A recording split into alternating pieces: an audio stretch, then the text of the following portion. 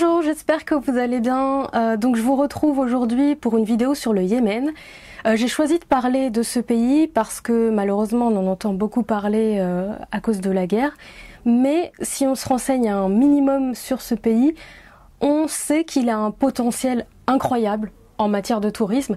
Alors je suis pas en train de vous inciter à aller faire du tourisme au Yémen, loin de là, mais c'est un pays vraiment très beau, qui a des endroits magnifiques. Et comme je disais qu'il y a beaucoup de potentiel, c'est connu que la Syrie, l'Irak ont une grande histoire, des endroits super à visiter, mais je sais pas pourquoi, pour le Yémen, on s'imagine que ça se limite à du désert et des bédouins, alors que pas du tout.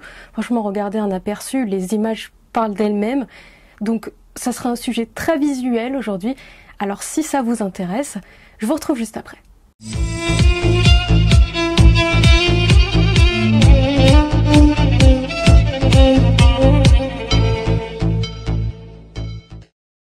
Au Yémen, sachez qu'il y a 3 sites inscrits dans le patrimoine culturel de l'UNESCO. Il y a la vieille ville de Sanaa, il y a Shibam dans la région de Hadramaut et il y a Zabid. Le point commun entre ces 3 sites, c'est l'architecture. Elle est vraiment typique, on ne peut pas ne pas la reconnaître. Pour Shibam, par exemple, elle date du XVIe siècle et la construction en hauteur de ces bâtiments en briques et en boue séchée qui sont très serrés, ça lui a valu le surnom de Manhattan du désert parce que ça rappelle tout simplement les gratte-ciel à New York. Les bâtiments faisaient cette hauteur, donc c'est l'équivalent de 30 mètres, 4 à 6 étages, pour que les habitants puissent se protéger des attaques des autres tribus. Les bâtiments sont reliés entre eux par des couloirs et on pouvait facilement passer de l'un à l'autre pour se défendre en cas d'agression. Il y a une famille par bâtiment, en général elle occupe le 3e étage et elle se sert de chaque étage pour stocker à manger, amasser le bétail, etc. Pour la petite anecdote, c'est au Yémen que le réalisateur italien Paolo Pasolini a tourné son film Les Mille et une nuits. C'était plus précisément à Zabid, l'ancienne capitale. Elle l'a été du XIIe au XVe siècle. Zabid était aussi connue à l'époque pour son université islamique dans tout le monde musulman.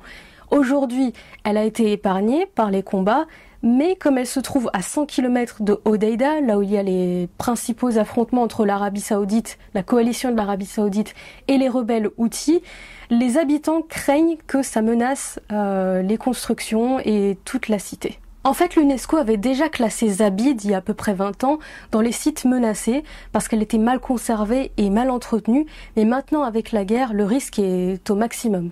Depuis 2015, depuis que l'Arabie Saoudite mène la coalition contre les rebelles Houthis, le Yémen dit avoir perdu 6 milliards de dollars en matière de tourisme.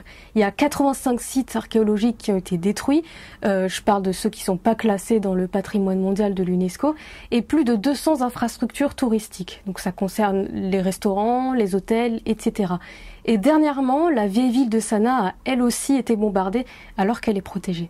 Petite précision, les chiffres que je vous donne sont fournis par le ministère yéménite du tourisme et donc il est basé à Sanaa et Sanaa c'est contrôlé par les Houthis. C'est pas tout à fait anodin, c'est pour ça que je vous le précise et ça vous aidera aussi à comprendre la suite.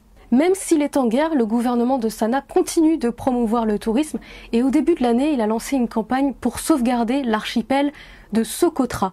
C'est une île qui se trouve là, à 400 km des zones de combat. Pour l'instant, elle a échappé aux affrontements, mais elle paie quand même le prix de la guerre parce que le tourisme a été interrompu là-bas et l'île a aussi subi des dégâts après le passage de 2 cyclones.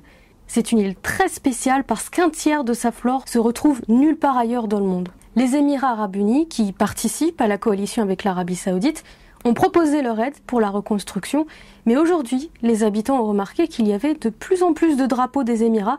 Donc maintenant, ils craignent que ce soit une occupation déguisée, et c'est ce que le gouvernement de Sanaa dénonce. Depuis, les Émirats arabes unis ont confirmé avoir installé une base militaire sur l'île pour entraîner ces soldats, et les rebelles Houthis les accusent de vouloir exploiter carrément l'île, et même d'utiliser des plantes pour la médecine, pour l'industrie, alors qu'elles aussi, elles sont protégées, mais ça n'a pas été confirmé. Pour finir, j'ai appris que l'année dernière, le gouvernement de Sanaa avait participé à un concours lancé par l'Organisation mondiale du tourisme. C'est un concours de la meilleure vidéo pour promouvoir son pays, en fait. Bon, il n'a pas gagné. Dans la catégorie Moyen-Orient, c'est l'Égypte qui a gagné. Mais quand on voit les images, on oublierait presque que c'est un pays en guerre. Alors je vous laisse avec ça.